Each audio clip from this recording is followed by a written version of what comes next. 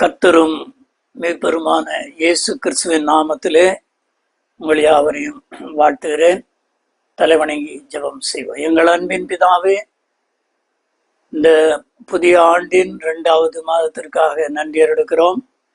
நீர் எங்களோடு பேசும், உம்முடைய சத்தியத்திலே நிலைநிற்க செய்யும், உம்முடைய பரிசுத்த ஆவியின் வல்லமையினால் எங்களை ஆட்கொண்டு வழி நடத்தும். இயேசுவின் மூலம் ஜெபிக்கிறோம் நல்ல பிதாவே, ஆமென். கிறிஸ்துவுக்குள் அருமையானவர்களே, இந்த நாளினுடைய தேவ செய்தியை பார்த்து கொண்டிருக்கிற கேட்டுக்கொண்டிருக்கிற யாவருக்கும் இயேசு கிறிஸ்துவின் இணையற்ற நாமத்திலே வாழ்த்துகிறேன். பண்டிகைகள், புத்தாண்டுகள் உற்சாகமாக கொண்டாடி வாக்குத்தத்தங்கள் எல்லாம் சுதந்திரத்திருப்போம். எப்படி ஆசீர்வாதமாக இருக்க வேண்டும் என்று அநேக கட்டளைகள், கற்பனைகள் குறித்து உங்கள் திருச்சபைகள், உங்கள் தனிப்பட்ட வாழ்க்கைகள் எல்லாவற்றிலும் வேத செய்தியை கேட்டிருப்போம். வசனத்தின் மூலமாக ஆண்டவர் பேசியிருப்பார்.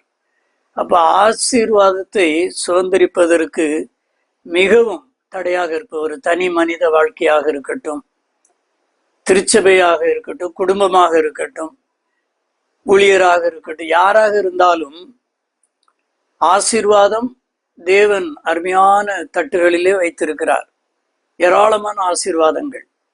ஆனால் அதை தடுக்கிற சில காரியங்கள் தனி மனிதன், குடும்பம், அதன் மூலமாக அந்த ஆசீர்வாதத்தை இழந்து நிற்கிறார். ஆசீர்வாதத்தை இழந்து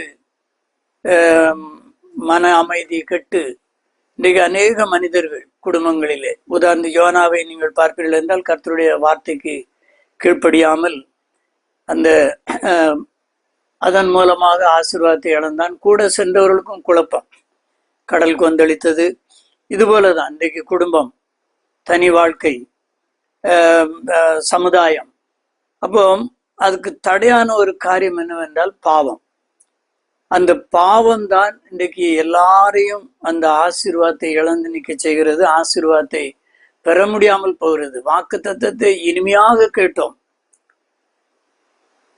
எத்தனையோ வாக்குத்தத்தங்கள் ஆசீர்வாதமாக இருந்தது. நான் உனக்கு வீடு கட்டுவேன், நான் உன்னை ஆசீர்வதிப்பேன், உன் பேரை பெருமைப்படுத்துவேன், நீ ஆசீர்வாதமாய், எத்தனையோ விதமான ஆசீர்வாதங்கள். மகிழ்ச்சியாக நாம் அந்த செய்தியெல்லாம் கேட்டோம். ஆனால் அருமையாக இருக்கிற அந்த ஆசீர்வாதத்தை பெற்று செல்லும்படியாக அங்கு தடை குறுக்க நிற்கிறது. நீங்கள் அதுக்கு பேர் தான் பாவம். அந்த பாவத்தின் நிமித்தமாக இன்றைக்கு நாம் ஆசீர்வாதத்தை இழந்து நிற்கிறோம். அப்போ இன்னைக்கு இன்னைக்குடைய தலைப்பு பாவம். அப்போ ரோமர் 6ஆம் அதிகாரத்திலே இந்த நாளிலே தேவ செய்தி கொடுக்க இருக்கிறேன். அந்த ரோமர் 6ஆம் அதிகாரம் 1ஆம் வசனத்திலே அங்கே அருமையாக அவர் சொல்லுகிறார், என்ன சொல்லுவோம், கிருபை பெருகும்படிக்கு பாவத்திலே நிலை நிற்கலாம் என்று சொல்லலாமே, கூடாதே.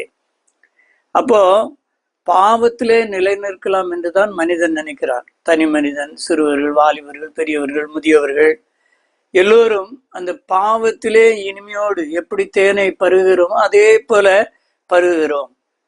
அந்த பாவத்திலே நிலை நிற்கலாம், கிருபை நம்மை தாங்கும், கிருபை நம்மை எல்லா மேன்மைகளை தரும் என்று நினைக்கிறோம். அதான் அங்கே பாவத்திலே கிருபை பிறகு என்று பாவத்திலே நிலை நிற்கலாமோ, கூடாதே. அப்ப அந்த பாவம் உலகத்திலே முதலாவது வருகிறது ஆதியாகமத்திலே தான். நீங்கள் ஆதியாகமம் 3ஆம் அதிகாரம் 6ஆம் வசனத்திலே ஆண்டவர் கட்டளை கொடுக்கிறார். அந்த ஒரு தோட்டத்திலே, ஏதேன் தோட்டத்தில் அவர் சொல்லுகின்ற ஒரு காரியம், நீங்கள் சாகாதபடிக்கு அந்த தோட்டத்தின் நடுவில் இருக்கிற விருட்சத்தின் கனியை குறித்து அதை புசிக்கவும் அதை தொடவும் வேண்டாம். ஆனால் அங்கே அந்த ஸ்திரியாக இருக்கிறவள், அங்கே சர்ப்பம் அவளை வஞ்சிக்கிறது. அப்போ அங்கே அவள் கொடுக்கப்பட்ட அந்த நோக்கி பார்க்கிறான். சர்ப்பம் சொன்னதை பார்த்து அந்த விருட்சத்தை அவள் பார்க்கிறாள். 3 காரியத்தை அவள் அங்கே என்ன பண்ணுகிறாள், புசிப்புக்கு நல்லது, புசிப்புக்கு நல்லது, பார்வைக்கு இன்பம், புத்தியை தெளிவிக்கப்படுகிறது, இச்சிக்கப்பட விருட்சமாய் இருக்கிறது. அப்போ இது நிமித்தமாக அவள் பறித்து புசிக்கிறாள், தன் கணவனுக்கும் கொடுக்கிறாள். அங்கே சொல்லப்பட்ட கட்டளை என்னவென்றால் அதை புசிக்கவும் அதை தொடவும் கூடாது. அப்போ உலகத்திலே அந்த பாவம் அங்குதான் பிறக்கிறது, கர்த்தருடைய வார்த்தைக்கு கீழ்ப்படியாமல். அப்போ அந்த பார்க்கிற புசிப்புக்கு நல்லது. இன்னைக்கு பார்த்தீங்கன்னா எங்க பார்த்தாலும் ஃபாஸ்ட் ஃபுட்டு அது எல்லாம் புசிப்புக்கு யாராக இருந்தாலும், ஆணாக பெண்ணாக இருந்தாலும் எங்கு ருசியாக கிடைக்கும் என்றுதான் பார்க்கின்றார்கள். சொந்த வீடாக இருக்கலாம், வியாபார ஸ்தலமாக இருக்கலாம், எங்கு பார்த்தாலும். அப்போ அந்த புசிப்புக்கு நல்லது, பார்வைக்கு நல்லது, அப்போ இச்சிக்கப்படத்தக்க அறிவை கொடுக்கக்கூடிய ஒன்று என்று தானாக முடிவு செய்கிறார்கள். பாவம் என்பது தானாக சுயமாக சிந்தித்து முடிவு செய்வதன் மூலமாக வருகிறது தான் பாவம். கர்த்தருடைய வார்த்தை, கர்த்தருடைய சத்தத்துக்கு செவிகொடாமல் தானே தன் சுயமாக முடிவு செய்து கொள்கிறது. யாராக இருந்தாலும், பெரியவர்களாக, ஊழியர்களாக, விசுவாசியாக, வாலிபர்களாக. அப்போ இதை செய்ய வேண்டாம் என்பதை இவர்களாக முடிவு செய்வது. அப்ப எதன் மூலமாக அந்த பாவம் உண்டாகிறது? இன்றைக்கு பாவம் தான் நம்முடைய ஆசீர்வாதத்திற்கு தடையாக இருக்கிறது. இந்த புதிய 2025ஆம் ஆண்டிலே உங்கள் குடும்பம், உங்கள் தனிப்பட்ட வாழ்க்கை, சமுதாயம் ஆசீர்வதிக்கப்பட வேண்டும் என்றால் உங்களிடத்திலே பாவம் இல்லாதபடி நீங்கள் பார்க்க வேண்டும். பாவம் எதுலெல்லாம் வருது? நீதிமொழிகள் 10ஆம் அதிகாரம் 19 சொல்லுகிறார், சொற்களின் மிகுதியில் பாவம் இல்லாமல் போகாது, உதடுகளை அடக்குகிறவனோ புத்திமான். ஏதாவது வார்த்தையை பேசிக்கிட்டே இருப்பான். சொற்களின் மிகுதியால் பெருமையான வார்த்தைகள், எனக்கு எல்லாம் தெரியும், நான் தான் பெரிய ஆளு, எனக்கு தெரியாதா, நீ ஒஞ்சோலிய பார், அப்படியெல்லாம் சொல்லுவாங்க. அப்ப இவ்விதமாக சொற்களின் மிகுதியில் பாவம் இல்லாமல் போகாது. அப்ப முதல்ல பாவம் பிறக்கிறது தன்னுடைய வார்த்தையில. அங்கே ஏதேன் தோட்டத்துல அதான் வந்தது, புசிப்புக்கு நல்லது, பார்வைக்கு இன்பம். அப்ப அங்கே தன்னுடைய வார்த்தையின் மூலமாக அதை புசிக்கிறாள், புருஷனுக்கு கொடுக்கிறாள். அதுதான் அங்கே சொற்களின் மீது. இன்றைக்கு வாலிபராக இருக்கலாம், பெரியவர்களாக, யாராக இருந்தாலும் சொற்களின் மிகுதியால் அந்த பாவம் இல்லாமல் போகாது. அடுத்து நீதிமொழிகள் 14:21 சொல்லுகிறார், பிறனை அவமதிக்கிறது பாவம் செய்கிறான். பிறனை அவமதிக்கிறது, தான் தான் எல்லாம் பெரிய சுய புத்தியை நம்புறது. நான் தான் நல்லா படிச்சிருக்கிறேன், நான் தான், எனக்கு சொத்து இருக்குது, எனக்கு பணம் இருக்குது, அந்த அகம்பாவம், அவமதிப்பது, மற்றவனை தன்னை பெரிய ஆளாக நினைத்து கொண்டு பிறரை அவமதிப்பது. இன்றைக்கு ஊழியக்காரராக இருக்கலாம், பெரிய பெரிய தொழிலதிபராக இருக்கலாம், ஆளுகை செய்கிறவர்களாக இருக்கலாம், யாராக இருந்தாலும் பிறரை அவமதிக்கிறவர்கள் பாவம் செய்கிறார்கள், தான் பாவத்துக்குள்ளே செல்லுகிறார்கள். நீதிமொழிகள் 24:9 சொல்லுகிறார், தீய நோக்கம் பாவம். தீய நோக்கம், அப்ப நல்ல நோக்கத்தோடு இருக்க வேண்டும், நல்ல எண்ணங்களோடு காணப்பட வேண்டும். அப்போ ஒரு பொருளை பார்க்கும்போதோ, தாம் வாழுகின்ற வாழ்க்கை வாழுகின்ற இடத்திலோ, வேலை பார்க்கிற இடத்திலோ, மேன்மையாக அதிகாரியாக இருக்கலாம், சாதாரண தொழிலாளியாக இருக்கலாம், யாராக இருந்தாலும் அப்போ தீய நோக்கம் அங்கே பாவமாக நமக்குள்ளே வருகிறது. ரோமர் 14:23 சொல்லுகிறார், விசுவாசத்தினால் வராத யாவும் பாவமே. அப்போ கர்த்தருடைய வார்த்தையை நாம் விசுவாசிக்க வேண்டும், கர்த்தருடைய வார்த்தைக்குள்ளே நாம் நம்பிக்கையோடு இருக்க வேண்டும். அப்போ விசுவாசத்தினால் வராத யாவும் அப்போ பாவம். அப்போ ஆண்டவருடைய வார்த்தையை நம்பாமல், இப்பொழுது குருடருடைய கண்ணை திறக்கிறார், மரித்தவரை உயிரோடு எழுப்புகிறார். அப்போ அந்த விசுவாசம் இல்லாம அதெல்லாம் எப்படிங்க நடக்கும், சும்மா பைபிள்ல எழுதியிருக்குது, யாராவது அவர் பிரசங்கர் சும்மா சொல்றாரு, போதகர் சும்மா சொல்றாரு. அப்போ விசுவாசத்தினால் வராத யாவும் பாவம். அப்ப அந்த பாவம் எப்படி நமக்குள்ளே வருகிறது? சொற்களின் மீதியால வருகிறது, பிறரை அவமதிக்கிறதுனால வருகிறது, தீய நோக்கத்தோடு செய்கின்ற காரியங்கள் மூலமாக வருகிறது. விசுவாசத்தினாலே பைபிள் ஆண்டவர் கொடுத்த திருவசனத்தை விசுவாசிக்காதவர்கள், ஒவ்வொன்றையும் அவருடைய படைப்புகள், அவருடைய அற்புதங்கள், அவர் நடத்துகிற கற்பனைகள், கட்டளைகள், இதை ஏற்றுக்கொள்ளாமல் அவிவிசுவாசத்தோடு அவன் பைபிள்ல சொல்லிட்டு இருப்பாரு அப்படின்னு சொல்லி நினைப்பாங்க. அது அல்ல. அப்போ பாவங்கள். இன்னும் யாக்கோபு 4ஆம் அதிகாரம் 17 சொல்லுகிறார், ஒருவன் நன்மை செய்ய அறிந்தவனாய் இருந்தும் அதை செய்யாமற் போனால் அது அவனுக்கு பாவமாக இருக்கும். ஒருத்தருக்கு நன்மை செய்கிற திராணி இருக்கும், பொருளாதார வசதிகள் இருக்கும், யார்கிட்டயாவது ஒரு அதிகாரம் உள்ளவர்கிட்ட வாங்கி கொடுக்கக்கூடிய அந்த பழக்க வழக்கங்கள் இருக்கும். ஆனாலும் அந்த நன்மை நமக்கு எதுக்கு வம்பு அப்படின்னு போவாங்கல்ல. ஒருவன் நன்மை செய்ய அறிந்தவனா இருந்தும் அதை செய்யாமல் போனால் அது அவனுக்கு பாவமா இருக்கும். அப்போ பாவம் எதெல்லாம் அங்கே பாவமாக வருகிறது. இன்னும் 1 யோவான் 3:4 அவர் சொல்லும்போது, பாவம் செய்கிற எவனும் நியாய பிரமாணத்தை மீறுகிறான், நியாய பிரமாணத்தை மீறுகிறதே பாவம். அப்ப ஆண்டவர் கொடுத்த கட்டளைகள் கற்பனைகளை மீறக்கூடாது. 10 கற்பனைகள் கொடுத்திருக்கிறார், என்னென்ன செய்ய வேண்டும் செய்யக்கூடாது என்று அங்கே சொல்லியிருக்கிறார். வேதத்தில் எத்தனையோ வாக்கியங்கள், எத்தனையோ கற்பனைகள், மலைப்பிரசங்கங்கள், இன்னும் ஆண்டவர் கொடுத்தது நீதிமொழிகள் மூலமாக, சங்கீதங்கள், எல்லாவற்றிலும் கர்த்தருடைய வார்த்தைகள் இருக்கிறது. அப்போ நியாயப்பிரமாணத்தை மீறுகிறதே பாவம், அந்த கட்டளை கொடுக்கப்படுகிறதை மீறுகிறது பாவம். இன்னைக்கு இப்ப நீங்க பாருங்க, அறியாமையிலே எத்தனையோ பேர்கள், கடந்த வாரத்துல கூட நான் செய்தி பார்த்தேன். ட்ரெயின் ஓடிக்கொண்டிருக்கிற ட்ரெயின்ல ஒருத்தி செல்ஃபி எடுக்கிற ஒரு வாலிப சகோதரி பிறகு விழுந்து தன்னை அங்க மறித்து போகிறதை காண்பித்தார்கள் நியூஸ்ல.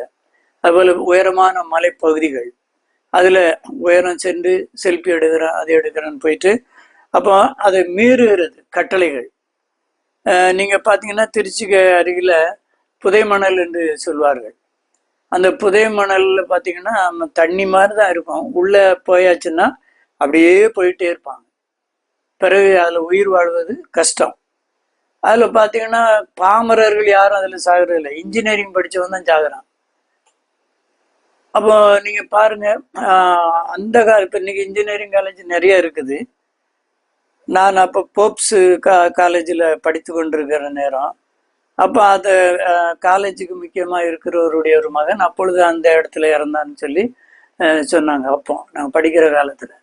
அப்போ நீங்கள் பாருங்க, படித்த இன்ஜினியரிங் படித்த இப்போ கூட சமீபத்தில் எத்தனையோ பேர், ஒருத்தர் கூட அவருடைய மரித்த அதே இடங்கள்ல மரித்து அவங்க நினைவாக கூட கல்லூரிகள்லாம் நடத்தலாம்.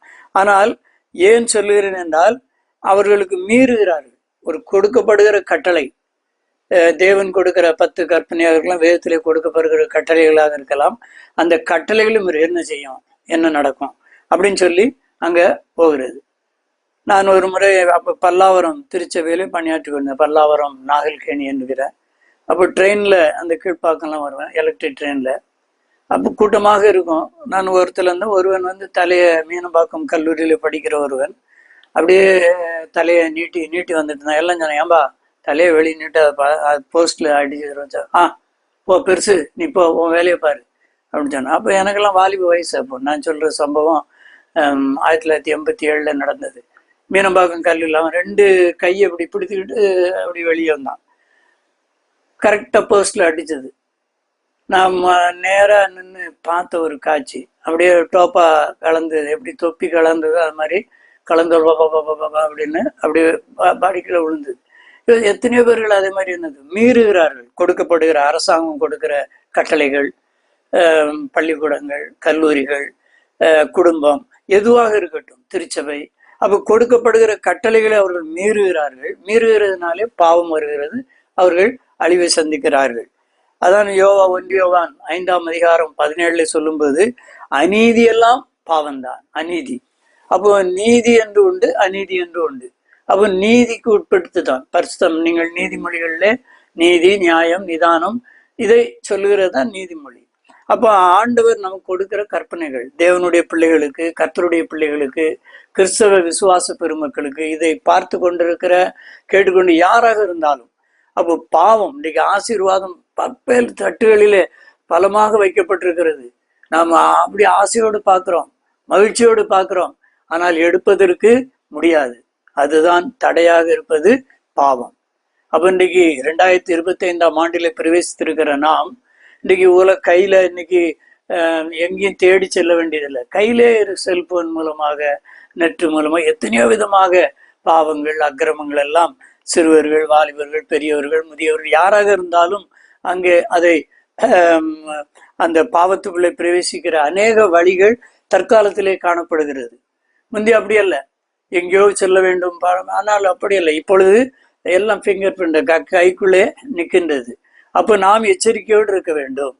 அப்போ இன்றைக்கு ஆசீர்வாதத்தை சுதந்திரிக்க நமக்கு தடையாக இருப்ப தனி மனிதன், அந்த குடும்பம், திருச்சபை, சமுதாயம், தேசம் அந்த பாவத்துக்குள்ளாக காணப்படுகிறது. அது நிமித்தமாக ஆளுகிறவர்களாக இருக்கட்டும், நம் குடும்ப தலைவர்களாக இருக்கட்டும், அப்போ பாவம் இல்லாதபடி பார்க்க வேண்டும். இரண்டாவதாக நீங்கள் பாருங்கள், அந்த பாவம் என்ன செய்கிறது, எப்படி பிறக்கிறது. நான் இப்போ எது எதுலெல்லாம் பாவம்னு சொல்லிட்டேன். எதன் மூலமாக பாவம், தீய நோக்கம் பாவம், சொற்களின் மீதில் பாவம், பிறரை அவமதிக்கிறது பாவம், விசுவாசத்தினால் வராது பாவம், தீய நோக்கம் பாவம், அநீதியெல்லாம் பாவம், எல்லாம் சொல்லிட்டு வந்தோம். ரெண்டாவதாக அந்த பாவம் எப்படி நமக்குள்ளே பிறக்கிறது, பாவம் எப்படி நமக்குள்ளே என்ன செய்கிறது, பிறக்கிறது.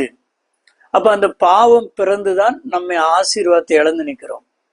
எவ்வளவு சம்பாதிச்சாலும் அதுல ஒன்றும் பிரயோஜனம் இல்லாமல் போயிடுது. அழுகிறோம், ஐயோ என் சம்பாத்தியம் வீணாகிறது, வட்டிக்கு செல்லுகிறது.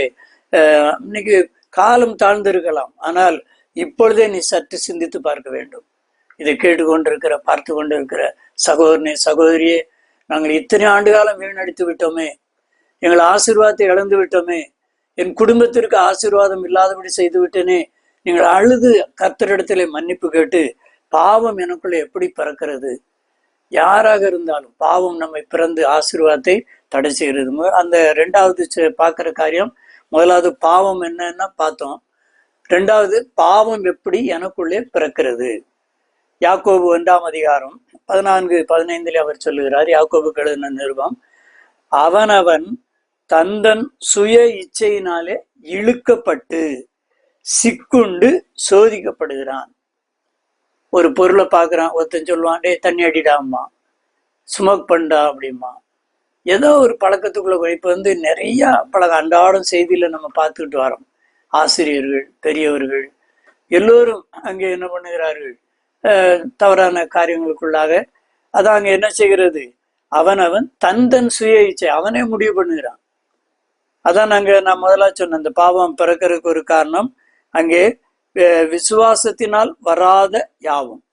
அப்போ அதெல்லாம் எனக்கு தெரியுங்க அப்படின்னு சொல்லி அவனவன் தன் சுய இச்சை, செல்ஃபிஷ், அந்த சுய இச்சையினாலே இழுக்கப்பட்டு அங்கே போய் சிக்குண்டு கொள்கிறான். எப்படி அந்த பதினி பார்த்தீங்கன்னா, பதினிக்குள்ள நிறைய தேனி கிடக்கும், நிறைய இதெல்லாம் இருக்கும். நாங்கள் ஊரில் பதினி குடிக்க போவோம். அப்போ அந்த பட்டையில் பதினி தருவாங்க. தரும்போது அந்த காலையத்துலேருந்து ஊற்றும்போது அது உள்ள நிறையா தேனி செத்து கிடக்கும். என்ன அந்த இனிப்புகளை இழுக்கப்பட்டு சிக்குண்டு மாண்டு போகும். அதுபோல் தான் இன்னைக்கு மனுஷனும். அப்போ அந்த சோதிப்புலேருந்து நம்ம துடிச்சு வெளியே வந்துடணும். அப்போ இன்னைக்கு அதான் நாங்கள் சொல்லுகிறார். அப்போ சுய இச்சையினாலே இழுக்கப்பட்டு சோதிக்கப்படுகிறான். பின்பு இச்சையானது கற்பந்தரித்து பாவத்தை பிறப்பிக்கும். அப்போ பாவம் எப்படி பிறக்குது, பார்க்குறோம், எல்லாம் செய்கிறோம், அதுக்கப்புறம் அதுக்குள்ளே போகிறோம். இன்னைக்கு குடிப்பழக்கத்துக்கு அடிமையானவன், என்னென்ன கஞ்சா பழக்கங்கள், போதைப் பொருட்கள், வேறு வேறு பழக்கங்களுக்குள்ளாக அடிமையாக நம்ம அனுதினம் பார்க்கலாம். யூடியூப்பில் பார்க்கலாம், டிவியில் செய்தியில் பார்க்கிறோம்.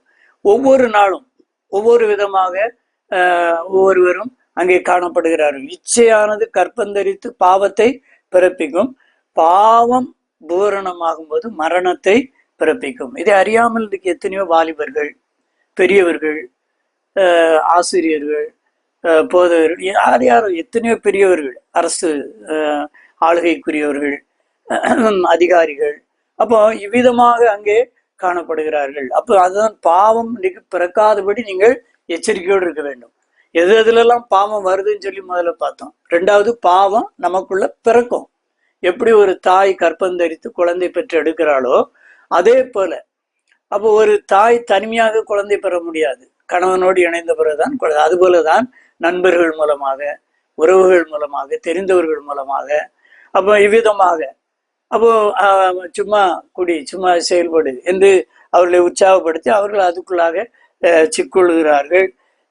சுய இச்சையினாலே இழுக்கப்பட்டு சிக்குண்டு சோதிக்கப்படுகிறார்கள். அந்த இச்சையானது கற்பந்தரித்து பாவத்தை பிறப்பிக்கிறது. பாவம் அங்கே பூரணமாகும்போது மரணத்தை பிறப்பிக்கும். அப்போ பாவம் உங்களுக்குள்ளே பிறக்காதபடி நீங்கள் எச்சரிக்கையா இருக்க வேண்டும். அதுக்குதான் ஜபம், வேத வாசிப்பு, கர்த்தரோடு சேர்ந்து வாழுகிற ஒரு வாழ்க்கை, பரிசுத்தமான ஒரு வாழ்க்கை. அப்போ உங்களை யாரும் எதிர்கொள்ள முடியாது. நீங்கள் தைரியமாக இருப்பீர்கள். உலகத்திலே எல்லோரும் பாவம் செய்கிறவர்கள் தான், யாரும் நீதிமான் கிடையாது. நீதிமான் ஒருவரும் இல்லை. எல்லோரும் பாவம் செய்து தேவ மகிமை அற்ற யாராக இருந்தாலும் சரி, உலகத்திலே பெரிய பெரிய மகான் யாராக இருந்தாலும் பாவத்தை செய்தவர்கள். மகாத்மா காந்தி அடிகள் சொன்னார்கள், அவருடைய மகன் ஏதோ தவறுகள்லாம் செய்யும்போது என்னன்னு சொல்லி கேட்கும்போது மகாத்மா சொன்னாராம், அந்த நாள்ல நான் பாவத்துக்குள்ளா இருக்கும்போது என்னுடைய மகன் பிறந்தான் அந்த என்று சொன்னார். நான் ஒரு புத்தகத்திலே வாசித்தேன்.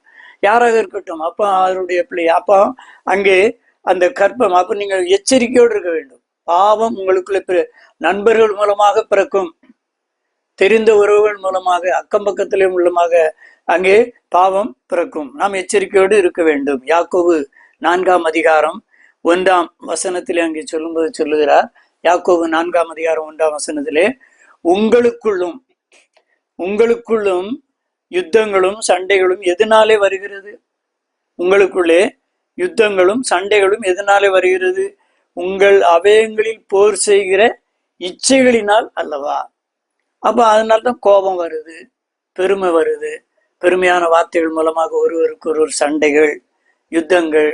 அப்ப அவைகள் எல்லாம் அங்கே ஏற்படுகிறது. அப்ப அந்த பாவம், முதலா சொன்ன பாவம்னா எது மூலமா பாவம் உண்டாகிறது? அந்த பாவம் எல்லாம் நமக்குள்ளே பிறவிக்கப்படாதபடி பார்க்கணும். காக்கா மேல பறக்குது, எத்தனையோ பறவைகள் பறக்குது. அதே காகமோ பறவைகளோ உங்க தலையில கூடு கட்ட விடுவீங்களா? பறக்குது, காக்கா உட்காருது, பல பறவைகள் உட்காருது. அதே நேரத்துல உங்கள் மேல உட்கார்ந்து தலையில கூடு கட்ட விடுவோமா? விட மாட்டோம்ல. அப்ப அதே மாதிரிதான் பாவங்கள் உலகத்துல எத்தனையோ விதமான பாவங்கள். இப்பொழுது நான் சொன்ன பார்த்தீங்களா, செல்போனு, இன்டர்நெட்டு எல்லாம் கைக்குள்ளாக இருக்கிறது. உலகமே கைக்குள்ளாக இருக்கிறது. சிறு பிள்ளைகள் முதற்கொண்டு இன்றைக்கு சின்ன காலங்களில, பல காலங்களில விளையாட்டு பொருட்கள் அவைகளை கொடுத்து பிள்ளைகள். ஆனா இப்ப எல்லாம் செல்போன், பிறந்த குழந்தையிலேருந்து செல்போன். அப்போ அந்த செல்போன்ல எவ்வளவு தீமைகள் இருக்கிறது நம்ம அங்க உள்ள ஆராய்ந்து பார்க்கும்போது தான் கண்டுபிடிக்க முடிகிறது. அப்ப அதுல அந்த பிள்ளைகள் சிக்குண்டு செல்வார்கள் என்றால் நம்ம எப்படி இருக்கோம்? பிள்ளைகளோடு நாம் எச்சரிக்கையோடு இருக்க வேண்டும், பிள்ளைகளை பாதுகாக்க வேண்டும். இன்னைக்கு சிறுவர்கள், இன்னைக்கு நாள்தோறும் செய்தியில பார்க்கிறோம், சிறுவர்கள் சிறுமிகள் தான் அநேக குற்றங்களுக்கு உள்ளாகிறார்கள். அப்போ நாம் எச்சரிக்கையோடு காணப்பட வேண்டும். இதைதான் சங்கீதம் 51ஆம் சங்கீதம் 5ஆம் வசனத்திலே அங்கே சொல்லும்போது, இதோ நான் துர்க்குணத்தில் உருவானேன், என் தாய் என்னை பாவத்தில் கற்பந்தரித்தாள். அப்போ நாம் எச்சரிக்கையோடு இருக்க வேண்டும். உங்களுக்குள்ள யுத்தங்களும் சண்டைகளும் எதனாலே வருகிறது? உங்கள் அவயங்களில் போர் செய்கிற இச்சைகளினால் அல்லவா? அவைய பாவம். இந்த நாளுடைய தலைப்பை பாவம் தான். பாவம் இப்ப எந்தெந்த விதத்தில் வருகிறது? அந்த பாவம் சுத்திலும் இருக்குது. தலைக்கு மேல போகுது, அங்க போகுது, இங்க போகுது, அங்க போகுது. ஆனால் நமக்குள்ளே பிறக்காதபடி நீங்கள் எச்சரிக்கையாக இருக்க வேண்டும். ஒரு மனிதன் சென்று கொண்டுதான், அவனுக்கு பின்னால ஏராளமான பன்றிகள் கூட்டமாக சென்று கொண்டிருந்தது. அப்பொழுது பலர் கேட்டாங்க அவன்கிட்ட, எப்படிப்பா இந்த பன்னியெல்லாம் அவன்கிட்ட பின்னால் அப்படி வந்துகிட்டே இருக்கு, எப்படி அப்படின்னு கேட்டாங்க. அப்போ கேட்கும்போதுதான் அவன் சொன்னான், பன்னிகளுக்கு மொச்சை பிடிக்கும். இந்த கையில அப்படி தொங்கிட்டு இருக்க இந்த பையில மொச்சை பயிர் வச்சிருக்கேன் பாருங்க, இதை கொஞ்சம் கொஞ்சமா அப்படி எப்படி இப்படி இப்படி போட்டே வருவேன், அந்த பன்னி தின்னுட்டே வரும். ஆனா அத்தனை பன்னியும் அடிக்கப்பட போற பன்னிகள் என்பது அதுக்கு தெரியாது. ஆனா அந்த மொச்சை பயிரின் மூலமாக அது என்ன பண்ணுகிறது, என் பின்னால நான் அத்தனை பன்னியும் பிடிச்சு இழுத்துக்கிட்டுலாம் வர முடியாது. அப்ப அதுக்கு விருப்பமான இதுன்னு சொல்லி மொச்சை பயிரை பையில அப்படி வச்சிருக்கேன், கொஞ்சம் கொஞ்சமா எடுத்து போட்டுக்கிட்டே வரேன், அது என் பின்னாலே வருது. ஆனா அத்தனையும் அடிக்கப்படுகிற பன்னிகள் என்று அதுக்கு தெரியாது. அது நல்லா உற்சாகமா சாப்பிட்டுக்கிட்டு வருது. அப்படிதான் அங்கே சொல்லுகிறார்கள். அப்போ இன்னைக்கு அதே போலதான் பிசாசு என்ன பண்ணுவான், அந்த சுய இச்சை, அங்கே இச்சையை காண்பிக்கிறான். ஒவ்வொன்றின் மூலமாக, செல்போன் மூலமாக, இன்டர்நெட் மூலமாக, வெவ்வேறு காரியங்கள் மூலமாக, நண்பர்கள் மூலமாக, பல்வேறு நம்முடைய பார்வையின் மூலமாக அதை காண்பித்து நமக்கு அடிக்கப்படுகிற ஒரு ஆட்டை போல நம்ம என்ன செய்கிறோம். இன்றைக்கு தலைப்பு பாவம். அந்த ரோமர் 6ஆம் அதிகாரம் 1ஆம் வசனத்திலே சொல்லுகிறார், ஆகையால் என்ன சொல்லுவோம்? கிருபை பெருகும்படி பாவத்திலே நிலை நிற்கலாம் என்று சொல்லலாமோ? கூடாதே. அப்போ பாவம் எதுல வருது? அப்போ பாவம் இங்க இருக்கு, இங்க இருக்கு, இங்க இருக்கு, இங்க இருக்கு. ஆனா நமக்குள்ள வராதபடி நம்ம என்ன செய்யணும்? எச்சரிக்கையா இருக்கணும். கடைசியாக நாம் பார்க்கிறோம். இந்த பாவம் என்ன செய்து, பாவத்துக்கு நம்ம மறிக்கணும். ஒருவேளை நான் முதலே சொன்னோம் பார்த்தீங்களா, எல்லோரும் பாவம் செய்து தேவ மகிமை அற்றவர்கள் ஆனோம், நீதிமான் ஒருவனும் இல்லையே. அப்போ எல்லோரும் பாவத்தின் சம்பளம் மரணம். அப்போ அந்த அந்த பாவம் நமக்குள்ளே இருக்கும் என்றால் அதற்கு மறிக்கணும். திரும்ப மறிக்கணும்னா திரும்ப செய்யக்கூடாது, அதான் அதனுடைய அர்த்தம். பாவத்தை விட்டு ஒழிக்க வேண்டும். ஐயோ தெரியாமல் பாவத்தில் சாணியை மீச்சோம், உடனே போய் காலை கழுவுறோம், அசுத்தத்தை தொடு விடுகிறோம், கையை கழுவுறோம். அதுதான் நாங்கள் சொல்றோம், பாவத்திற்கு நீங்கள் மறிக்க வேண்டும். நீங்கள் 6ஆம் அதிகாரம் 2ஆம் வசனத்திலே அங்கே சொல்லும்போது அங்கே சொல்லுகிறார், 2ஆம் வசனத்திலே, பாவத்துக்கு மறித்த நாம் இனி அதுல எப்படி பிழைப்போம். அப்போ பாவத்துக்கு மறிக்க வேண்டும். அந்த பாவம் நம்மை விட்டு ஒழிக்கும்படியாக கர்த்தருடைய கரத்திலே நம்மை முற்றிலுமாக அவருடைய கற்பனைகளின்படி நடக்க வேண்டும். ஆண்டவரே உம்முடைய தூய ஆவின் பலத்தாலே என்ன. அப்போ அதுதான் ஜெபம், வேத வாசிப்பு. அதிகாலையில் எழுந்து நீங்க வேலைக்கு போறதுக்கு முன்பதாக, ஸ்கூலோ காலேஜோ எதுவாக இருக்கட்டும், வீட்டிலே இருக்கிறவர்கள் வேதத்தை நன்றாக வாசித்து ஜெபம் பண்ணும்போது அவர் உங்களுக்கு அந்த பாவத்தை மேற்கொள்ளும்படியான பலத்தை அவர் கொடுப்பார். அப்போ பாவத்துக்கு மரித்த நாம் இனி எப்படி பிழைப்போம்? அப்போ நம்ம என்ன செய்ய வேண்டும்? அதான் 4ஆம் வசனத்திலே அவர் சொல்லுகிறார். ரோமர் 6ஆம் அதிகாரம் 4ஆம் வசனத்திலே, பாவ சரீரம் ஒளிந்து போகும் பொருட்டாக, 4ஆம் வசனத்திலே, புதிதான ஜீவனுள்ளவர்களாய் நடந்து கொள்ளும்படிக்கு, புதிதான ஜீவனுள்ளவர்களாய் நடந்து கொள்ளும்படி அவருடைய மரணத்துக்குள்ளாக்கும் ஞானஸ்நானம். அப்போ பாவத்துக்காக தான் பாவம். ஞானஸ்நானம் எடுத்த பிறகு நாம் எப்படி இருக்க வேண்டும் என்றெல்லாம் சபையில் உங்களுக்கு சொல்லிக் கொடுப்பாங்க. ஞானஸ்நானம் எடுக்கிறவங்களுக்கு பொய் பேசக்கூடாது, உண்மை பேசணும், ஆவியின் அபிஷேகம், அப்போ பல்வேறு காரியங்கள். அது ஞானஸ்நானம்ங்கிற தலைப்பில் நம்ம அதை முன்னாடி பார்க்கலாம். அப்போ ஞானஸ்நானத்துக்குள்ளாக அதான் பாவத்துக்கு மரித்து அது அடக்கம் பண்ணப்படுகிற ஒரு காரியம். அப்போ 8ஆம் வசனத்திலே சொல்லுகிற, பாவ சரீரம் ஒளிந்து போகும் பொருட்டாக நம்முடைய பழைய மனுஷன் அவரோடு கூட சிலுவையில் அறையப்பட்டது என்று அறிந்திருக்க வேண்டும். நம்ம பாவத்துக்குள்ளாக மரித்து, அப்போ அவருக்குள்ளாக, இயேசு கிறிஸ்துவுக்குள்ளாக சிலுவையில் அறையப்பட்டோம் என்று எண்ண வேண்டும். அந்த 6ஆம் அதிகாரம் 11ஆம் வசனத்தில் அங்கே சொல்லும்போது சொல்லுகிறார், நீங்களும் உங்களை பாவத்துக்கு மரித்தவர்களாகவும் நம்முடைய கர்த்தராகிய இயேசு கிறிஸ்துவுக்குள் தேவனுக்கென்று பிழைத்திருக்கிறவர்களாக எண்ணிக்கொள்ளுங்கள். அப்போ அவர் நமக்காக மரித்தார். அந்த இயேசு கிறிஸ்துவுக்குள்ளாக நான் புதிதாக்கப்பட்டிருக்கிறேன். அவருடைய சிலுவை மரணத்தின் மூலமாக நான் புதிதாக்கப்பட்டிருக்கிறேன் என்று நீங்கள் எண்ணிக்கொள்ள வேண்டும். அப்ப அந்த 6ஆம் அதிகாரம் 12ஆம் வசனத்தில் சொல்லுகிறது, அந்த சரீரம் உங்கள் சரீரத்திலே பாவம் ஆளாதிருப்பதாக. அவை முதலாவது பார்த்தோம், பாவம்னா என்ன, எப்படி வருது? எங்கேயோ நிக்கிற பாவம் நம்மளை சுத்தி நிக்குது. ஆனா நமக்குள்ள என்ன செய்யக்கூடாது? பிறக்கக்கூடாது. அப்படியே பிறந்திருக்கும் என்றால், ஒருவேளை நீங்கள் பாவத்துக்குள்ளாக, ஐயோ நான் என்ன செய்வேன், நான் பாவியாச்சே, நான் என்ன செய்வேன் என்று நீங்கள் பதற வேண்டிய அவசியம் இல்லை. பாவத்துக்கு நீங்கள் மரிக்க வேண்டும். உங்கள் சரீரத்திலே பாவம் ஆளாமல் இருக்க வேண்டும்.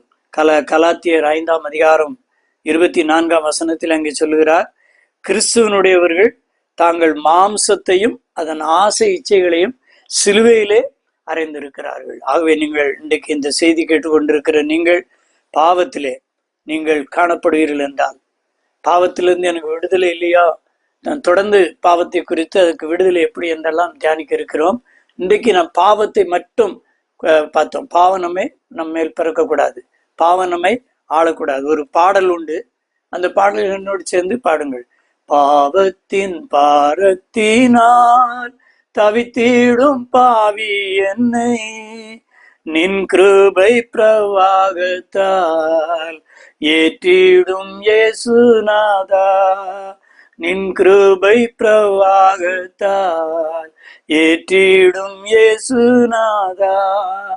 கெட்ட குமாரனை போல் துஷ்டனாய் அலைந்தேனப்பா, நின் அன்பை உணராமல் துரோகம் நான் செய்தேனோ. நின் அன்பை உணராமல் துரோகம் நான் செய்தேனோ.